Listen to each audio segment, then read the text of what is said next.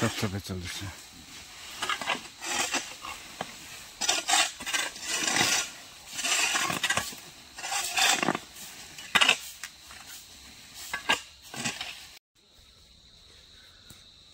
यो चाहिँ हाम्रो गाउँ अनि वार्ड नम्बर 5 अन्तर्गत डाँडागाउँ 2 नम्बर गेल्छादिरी अनि खलागारी मिलेर चाहिँ एउटा वार्ड बनिएको छ। र यसमा आज विशेष गरी आइतबार चाहिँ प्रत्येक बिहान 7 बजेदेखि लिएर 9 बजीसम्म चाहिँ हाम्रा राइजिङ युथ क्लब गेल 2 नम्बर छदुरेद्वारा गरिने सफाई अभियान चाहिँ आजसम्म पनि चलिरहेको छ। र यसरी नै हाम्रा साथीहरूले चाहिँ एउटा गाउँमा एउटा राम्रो सोच र विचार लिएर, किनभने गाउँमा सबैजना एउटा गुन्द्रुक जस्तो गुटमुटिएर बसिरहेका हाम्रा युवा भाइ बहिनीहरू पनि छन्। अनि यसमा चाहिँ यो सोच र विचार जो छ, यो राम्रो विचार लिएर चाहिँ यसरी अगाडि बढ्यो भनेदेखिलाई चाहिँ भविष्यको दिनहरूमा धेरै कुछ गर्न सकिन्छ। र हाम्रो एउटा गाउँ समाजको सुरुवातै यसैद्वारा हुनेछ, यसैद्वारा नै हुन्छ। एउटा जिरो फिगर एउटा ग्राउन्ड लेभलमा गएर नै स्टार्टिङ चाहिँ यहीँबाट सुरु हुनेछ। र यही विचारहरू लिएर चाहिँ हामीले सफाई गरिरहेका छौँ। र आज चाहिँ 2 नम्बर गाउँदेखि माथि 5 नम्बर भन्ने एउटा जङ्गल छ, हामीले त्यहाँदेखि सुरुवात गरेका छौँ। यो चाहिँ मानिसहरूको बारीहरू पर्छ द्वारा भएको छ। यहाँ आज पनि हाम्रो राइजिङ युथ क्लबद्वारा चाहिँ साफसफाई अभियान सुरु भइरहेको छ है। टक्कै हामी चाहिँ यो अब बर्खा लाग्यो है, यो नालीहरू चाहिँ एकदम साफसफाई गर्ने।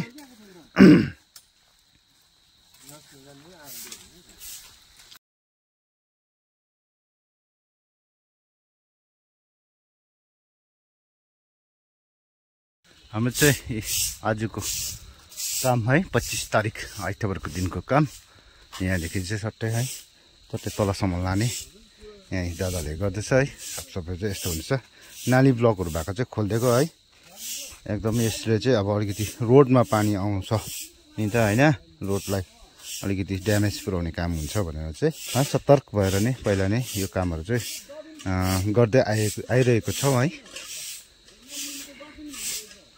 यसरी नै हामीले हरेक आइतबार 2 घन्टा 3 घन्टा नै हामी राइजिङ युथ क्लबले चाहिँ यो सेवाको कामहरू गर्ने गर्दछ। र हजुरहरू गाउँमा है गाउँको दाजुभाइहरूले दिदीबहिनीहरू जतिले पनि हेर्नुहुन्छ र तपाईँहरू पनि इच्छा हुनुहुन्छ या भ्याउनुहुन्छ भने चाहिँ आएर हामीलाई है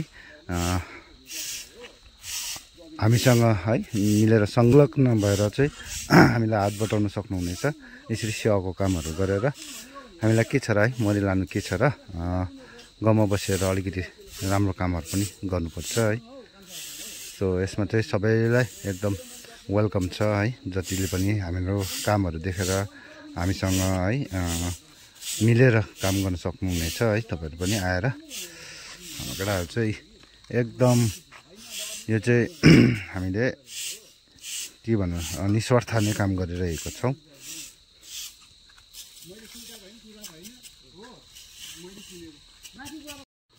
यहाँ चाहिँ अब यो नाली सफा गरिँदैछ है, किनभने यो झारपातले चाहिँ है झार जङ्गलले चाहिँ नालीहरू चाहिँ पुरिसकेको छ।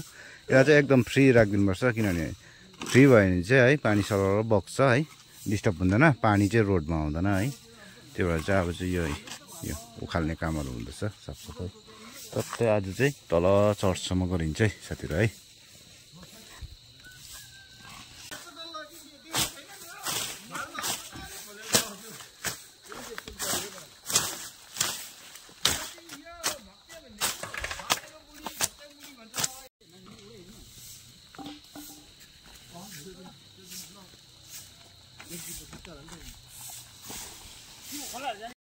हाम्रो एरियामा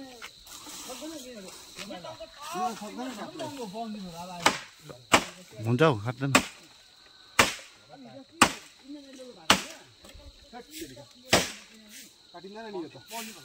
सुक्खा भएर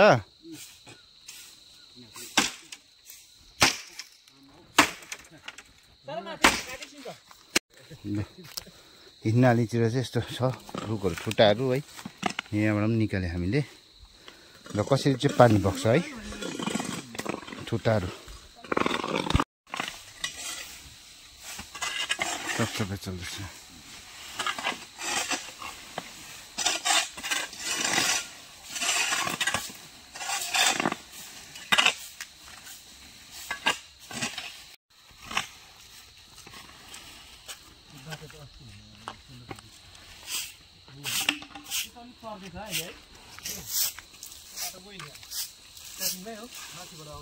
मैले त जाँदाखेरि नै हेरेको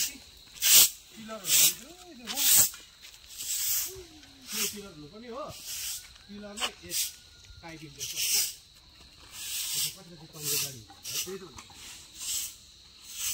आजको लागि यति नै है काम सकियो टाइम पनि भयो आफ्नो आफ्नो व्यवस्था पनि हेर्नु पर्यो है आजको लागि चाहिँ यति नै छ आउँदो दिनमा चाहिँ अरू छ